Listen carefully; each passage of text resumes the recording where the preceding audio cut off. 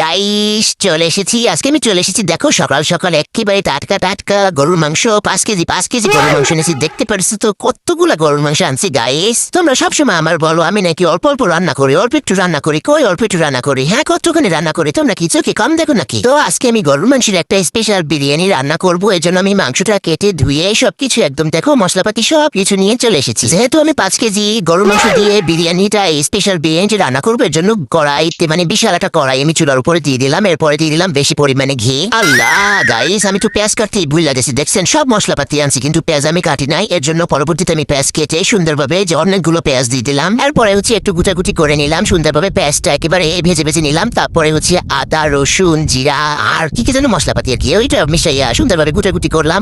এরপরে হচ্ছে গরম মশলা দিলাম হলুদ না চুকু গাইস, মরিচের গুঁড়া, তারপরে হচ্ছে জিরার গুঁড়া, লবণ, এগুলো দিয়ে আবার গুটাগুটি শুরু করলাম।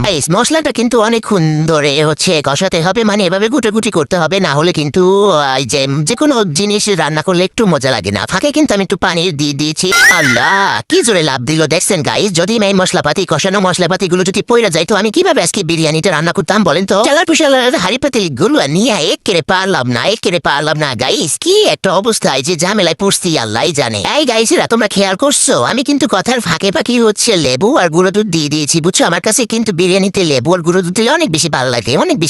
আল্লাহ তুই এবার এইভাবে চিপকাই রসুস কেন? হ্যাঁ, এভাবে ঝাঁকুনি দিলাম পরে না, এর জন্য একটা এই যে খুন্তি দিয়ে আমি এভাবে একটা করে সুন্দরভাবে নামিয়ে নিলাম গাইসেরা। তারপর সুন্দরভাবে গুটি করে একটু ভালোভাবে কষিয়ে নিতে হবে। মাংসটা কিন্তু অনেক সুন্দরভাবে কষাতে হবে। এই যে আমি গুটি করে দেখেন কি সুন্দর একটা কালার এসেছে। তারপর ঢেকে দিলাম 3 ঘন্টার জন্য। হচ্ছে ঘরে সব কাজ করে আমি একেবারে ঢাকনা হাই রে আল্লাহ গাইস আমার বিরিয়ানির মাংসটা তো একেবারে পুরিয়া মইরা মানে কালাবুনা হয়ে গেছে গা। যাই হোক গাইস, কি আর করবো, কালাই হইতেছে গলার মালা। এরপরে হইতেছে আমি সুন্দরভাবে হচ্ছে কি বলে এগুলোর চালগুলোকে দেখছেন কতগুলো চাল দিচ্ছে।